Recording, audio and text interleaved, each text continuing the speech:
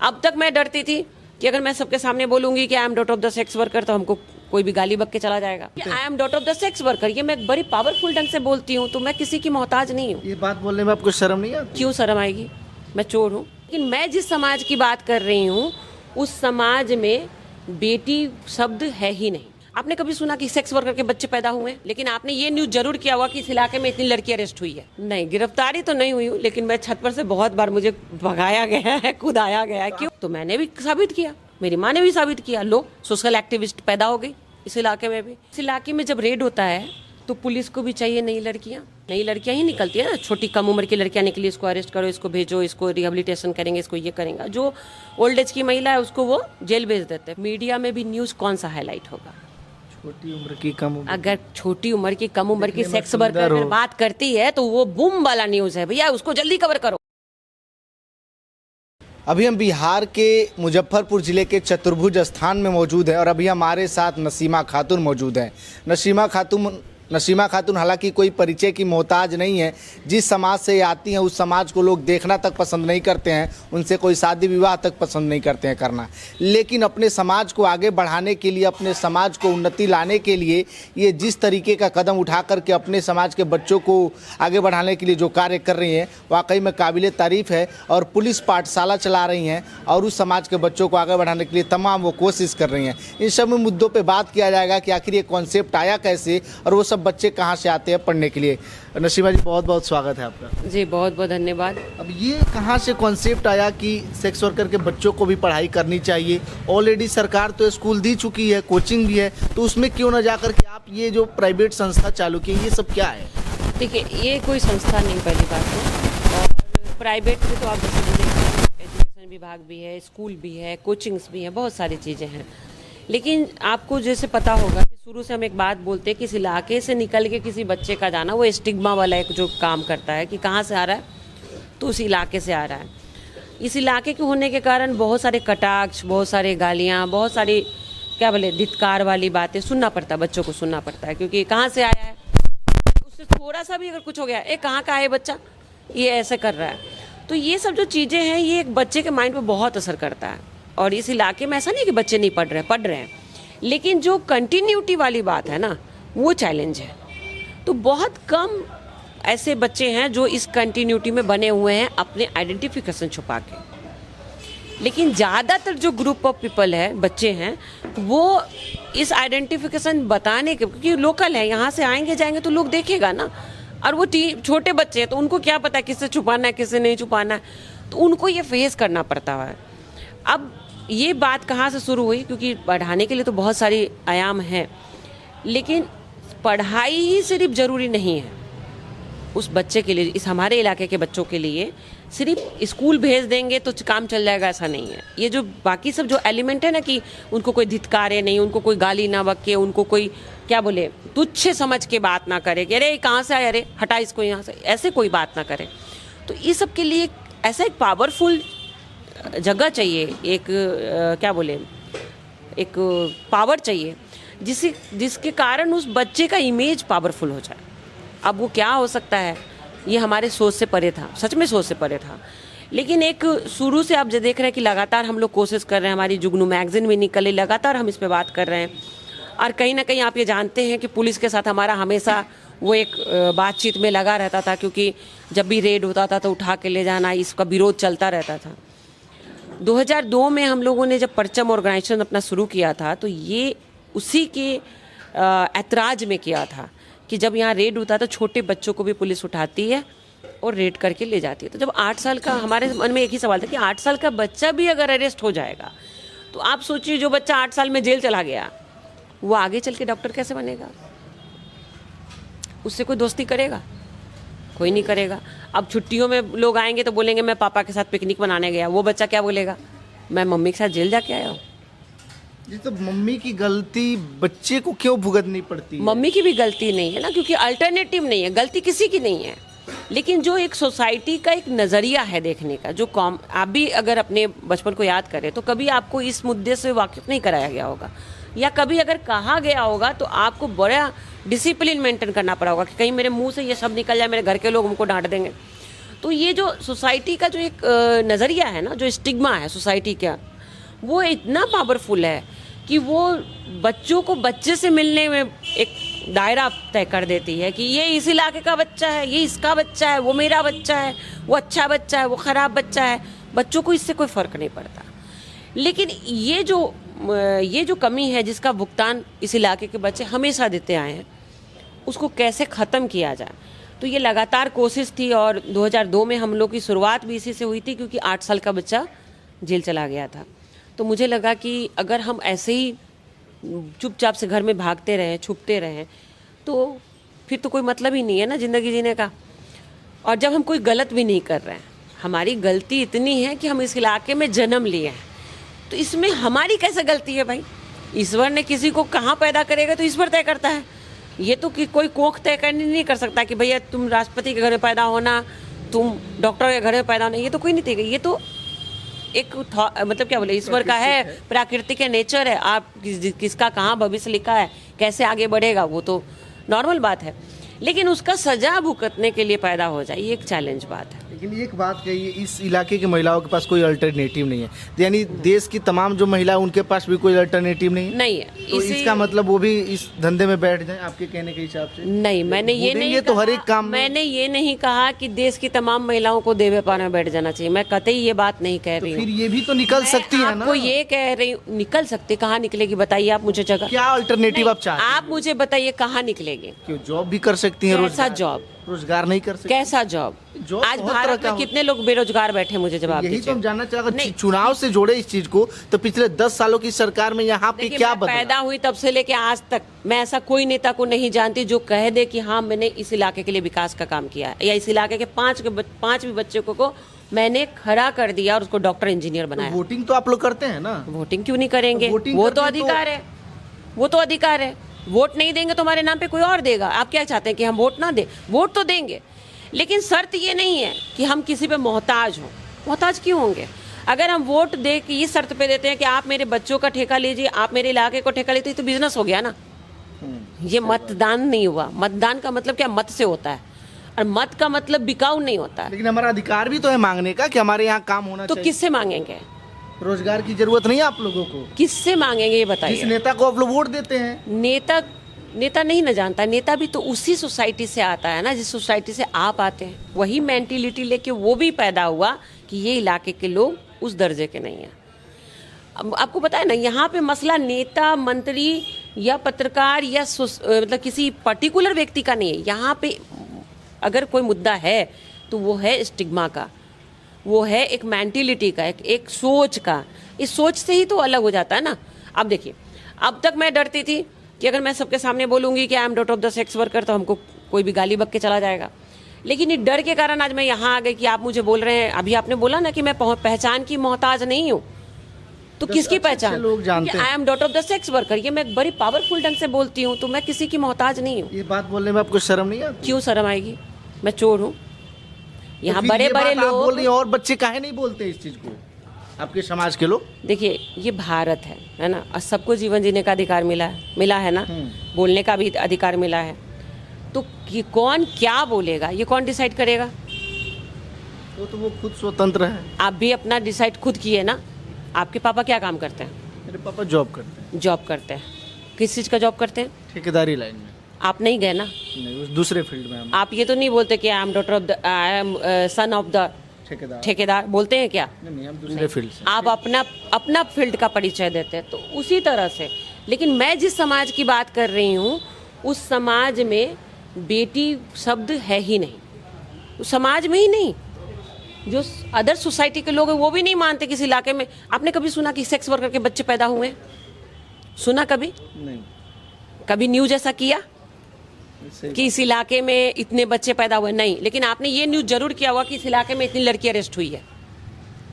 लेकिन कभी इसने, अगर मान लीजिए यहाँ से 10 लड़की अरेस्ट हुई, ठीक है, 10 लड़की में 5 लड़की यहाँ की लोकल हुई। मैंने अभी एक नेशनल लेवल पे ये बात पूछा था आयोग से कि आप मुझे बताइए कि जो इस इलाके से आपने ट्रैफिकिंग के नाम पे रेड किया, 10 लड़कियों बच्चियों को निकाला नाबालिग, उसमें से 5 नाबालिग बच्ची आपने दूसरे एरिया का निकाला, 5 यहीं की लोकल थी। तो आप क्या करेंगे आप 5 बच्चे को तो रिहैबिलिटेट करने के लिए ले जाएंगे, लेकिन जिसका परिवार है, जिसका घर है, उसको तो आप उनके घर के पास छोड़ेंगे ना। वो वापस कहाँ आएगी? उसी जगह इसी इलाके में आएगी। अब जहाँ भारत में हमारी ये संस्कृति है कि एक औरत अगर दहलीज से बाहर कदम निकालती तो अपवित्र हो जाती है ना। रात भर एक लड़की घर से बाहर रह जाए तो क्या बोले, कहाँ रात गुजार के आई है, उसका शादी होगा जी? नहीं होगा। तो अब ये बताइए, वही सोच तो यहाँ भी है ना, ये भी तो भारत में ही है ना। ये भी तो वही सीता माँ की धरती पे हैं हम लोग, कि हम लोग कोई अलग एलियन है नहीं ना। तो यहाँ भी वही सोच होता है, भैया तो पूरा रात थाना में रह के आई है तो उससे शादी कोई करेगा? यहाँ का लड़का कभी नहीं करेगा।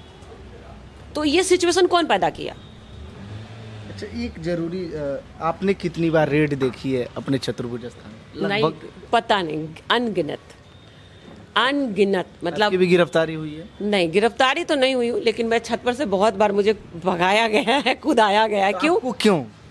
क्योंकि वही बता रहे ना कि सेक्स वर्कर के बच्चे होते ही। आपने कभी न्यूज बनाया? नहीं ना। नहीं। तो वो पुलिस वाले को कैसे पता कि ये बेटी है कि क्या है? कैसे? मेरे चेहरे पे लिखा है?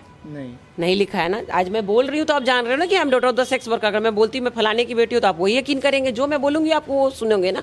तो वो जो आइडेंटिटी है वो कैसे बनता है? अच्छा, अभी अल्टरनेटिव की बात हो रही थी, तो अल्टरनेटिव नहीं है तो किन मजबूरियों में लोग आते हैं इस फील्ड में आके? देखिए, अल्टरनेटिव नहीं है और मजबूरी भी नहीं है। मजबूरी इसलिए नहीं है क्योंकि ये जो पूरा इलाका है जो यहाँ आप बैठे हैं, चतुर्भुज स्थान, ये कोई आज नहीं हुआ है।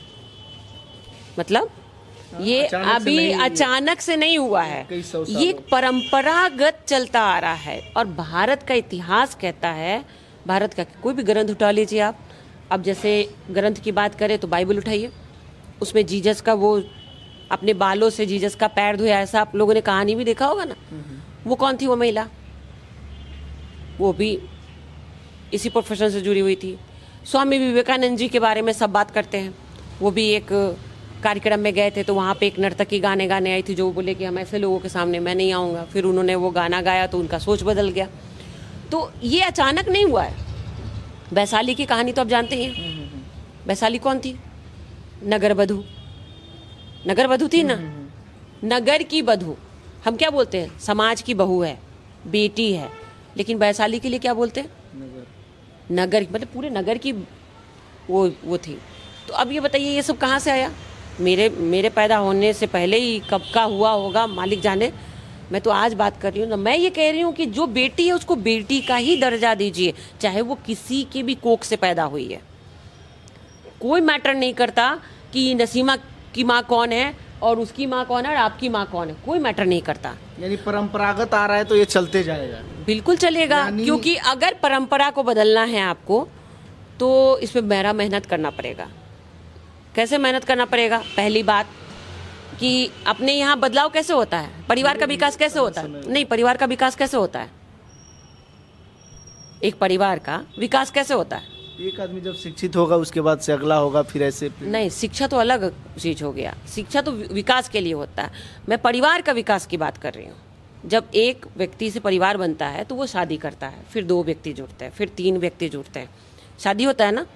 अब शादी पे मैं जो बात बोलने वाली हूँ आपके भी होश उड़ेंगे। अब आप लोग जानते भी हैं हम शादी में क्या बात देखते हैं जो शादी तय होता है? गोत्र, जात, धर्म। आप क्या अपने गोत्र और जात छोड़ के किसी और लड़की से शादी कर लेंगे? नहीं, ये गलत है। तो जब ये आप खुद बोल रहे हैं गलत है तो कहाँ से परिवर्तन होगा जी? कहाँ से बदलाव होगा? जब आप मिक्सअप ही नहीं होना चाहेंगे, कोई रास्ता ही नहीं छोड़ेंगे, तो अब कहिएगा कि आप रोजगार दे दीजिए। जब आप घर में नहीं ला सकते हैं जिस चीज को, उसके हाथ का बना हुआ पापड़ तिलौरी कैसे खा लीजिएगा?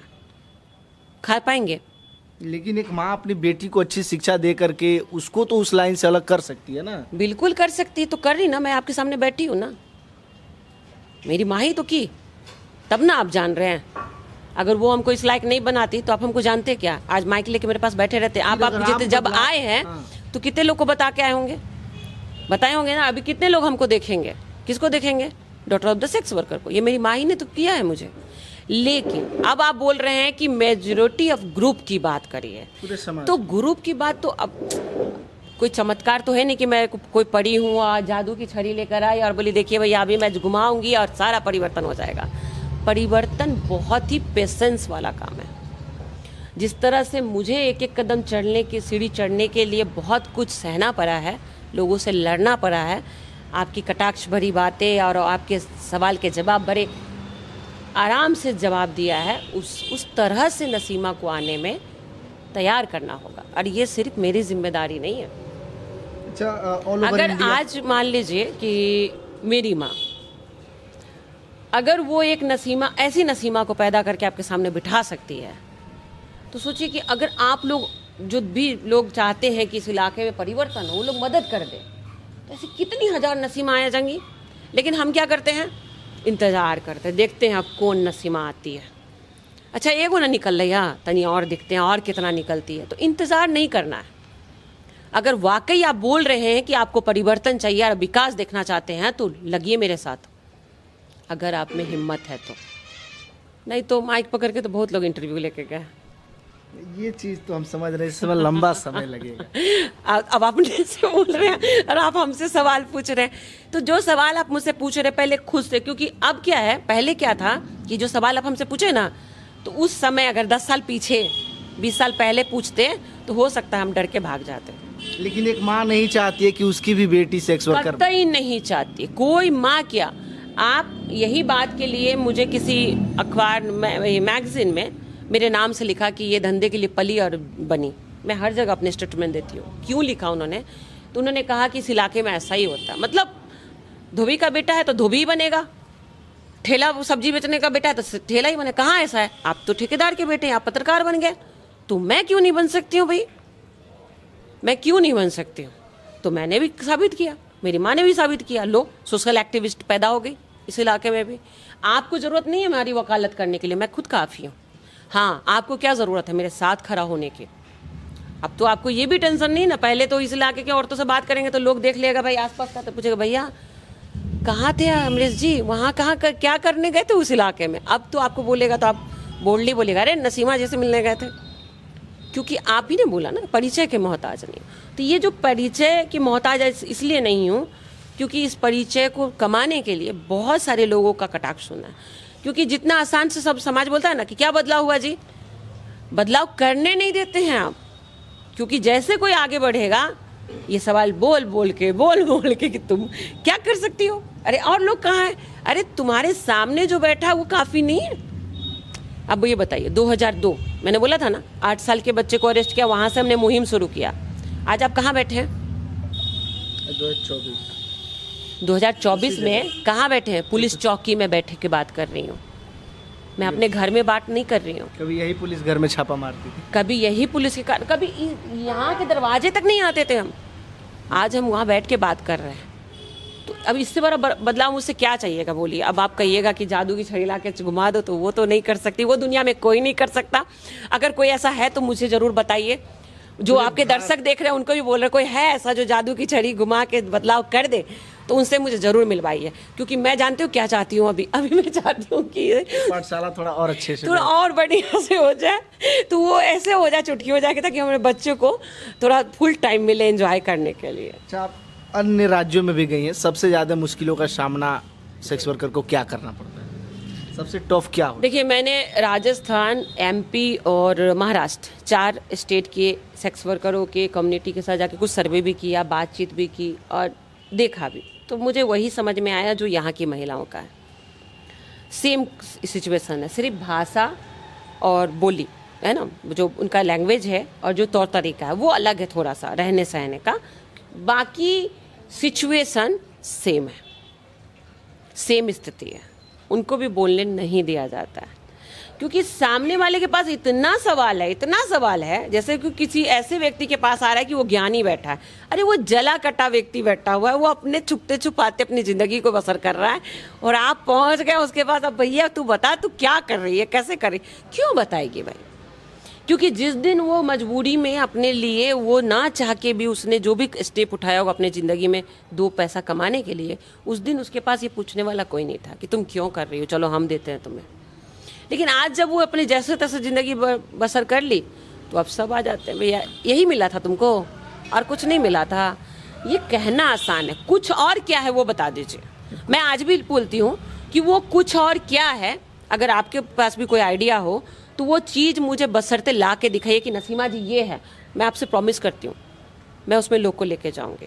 अच्छा, एक जरूरी सवाल शायद आपको ये समझना पड़ेगा। मैं जुगनू की किताब ले गया, जी। उसको पढ़ा, उसमें तमाम महिलाओं की, लड़कियों के स्टोरी को मैंने पढ़ा। एक स्टोरी मुझे काफ़ी करीब से मतलब मुझे समझ में आया कि एक महिला, उसके पति ने छोड़ दिया, मार पीट करके निकाल दिया, धीरे धीरे कॉन्ट्रैक्ट हुआ, उसके बाद से यहाँ पे यहाँ आई, आई। तो उसको समझा करके आप अलग नहीं कर सकती आप जैसे लोग? उस महिला का एज क्या था बताइए?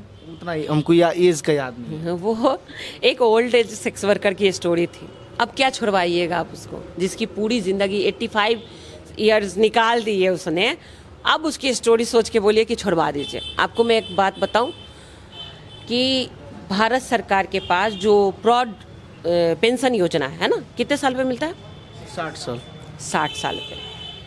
सेक्स वर्कर का जो एज है वो 35 के बाद वो रिटायरमेंट में चली जाती हैं, उनका प्रोफेशन से रिटायरमेंट होने लगता है, मतलब समझिए 40 तक वो बूढ़ी में आ जाती हैं। और भारत सरकार का एक कार्यक्रम चलता है, आप लोग जानते होंगे, नाको का एक प्रोजेक्ट है जो HIV एड्स पे काम करती है। पहले यहाँ भी होता था लेकिन अभी बंद है, अभी भारत के अन्य जगह पे है। उसमें भी क्या है पंगा कि अगर वो महिला 35 से 40 के बीच में है तो HIV पॉजिटिव है, और उसमें सर्वे होता है, उनका लिस्ट बनता है, उनके लिए राशन कार्ड, तमाम चीज़ें होती हैं। अगर वो है तो उनको सब कुछ देंगे, वो 40 पार करते उनको कुछ भी नहीं दिया जाएगा। तो अब ये बताइए कि 40 के बाद इस इलाके की औरत को जहर खा के मर जाना चाहिए? तो कहाँ जाए अब ये तो आप लोग बताएंगे ना कहाँ जाएंगी। जो औरतें यहाँ आई, यहाँ की हो गई, एक उम्र बिता लिया, उसको अब आप कहिए बदलो, कैसे होगा? ये कहानियाँ बहुत कुछ है भाई। अगर शुरू से इस मुद्दे पे बात किया जाएगा तो घंटों कम पड़ जाएगा।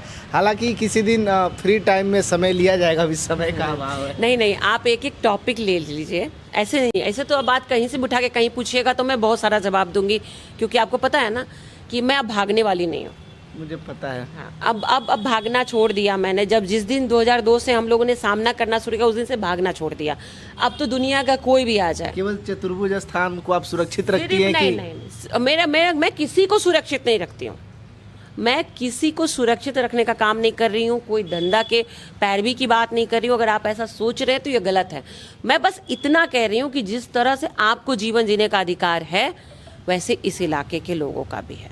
तो जब भी इस इलाके के बारे में सोचिए तो वैसे ही सोचिए जैसे आप अपने बारे में सोच रहे हो। जैसे फॉर एग्जाम्पल कि अगर आपको कह दें कि आप कितना एजुकेटेड है, बताइए। MA करके PG करे हुए, क्या करना चाहिए था अभी आपको गवर्नमेंट जॉब में? कायदे से बहुत कुछ कर सकते थे, बहुत कुछ कर सकते थे। तो रेलवे फिर की तैयारी हो गई, SSC हो गया। तो ये नहीं करना चाहिए, इसको छोड़िए और रेलवे की तैयारी करिए। शायद मैं नहीं पहुंच पाया उस जगह। वही बात है। तो जैसे आप नहीं डेयर कर पाए, या कोई भी पंगा रहा हो, या आपको चांस नहीं मिला, आप हताश निराश होकर फिर से अपने आप को जीने के लिए चल अब माइक उठा के चलते हैं, जिंदगी को चैलेंज कर रहे हैं, वैसे ही यहाँ है। वो भी रोज जिंदगी को चैलेंज करती हैं, लेकिन हम क्या करते हैं उसमें? सवाल पैदा करते हैं। कभी जवाब सुनने की आदी नहीं है, सिर्फ सवाल पूछने का आदी है।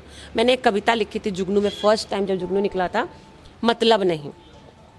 जो आपका सवाल है ना, ये उस समय 2004 में हमने मैगजीन निकाला था, 2005 या 6 में मैंने वो कविता लिखी थी, मतलब नहीं। उसका हेडिंग था मतलब नहीं। क्यों आती इस इलाके में नई औरतें, क्यों आती है?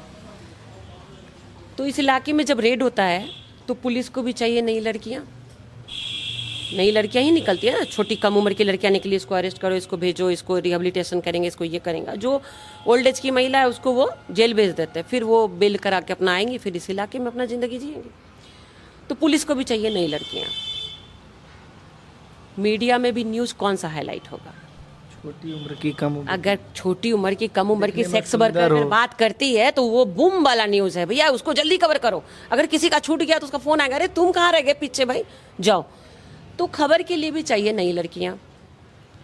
NGO को भी रिहेबिलिटेशन के लिए चाहिए नई लड़कियां, ठीक है। जब इन तीनों जगह नई लड़कियां चाहिए, फिर कस्टमर जो आते हैं उनको भी चाहिए नई लड़कियां। जब सबको चाहिए नई लड़कियां, तो भला क्यों ना आएगी इस इलाके में नई लड़कियां? ये बताइए। तो मतलब नहीं है ना।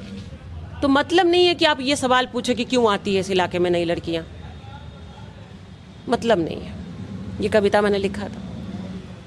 देखिए बातें बहुत कुछ है, हालांकि समय का अभाव है, इसीलिए इस वीडियो को हम ज़्यादा लंबा नहीं करेंगे। किसी दिन फुर्सत में बैठ करके लंबा इनसे बातचीत किया जाएगा और एक एक मुद्दे पे एक एक टॉपिक पे बात करके जवाब लेने का प्रयास किया जाएगा। बाकी अभी के इस बातचीत के बारे में आप लोग क्या सोचते हैं, अपनी प्रतिक्रिया कमेंट बॉक्स में दीजिएगा।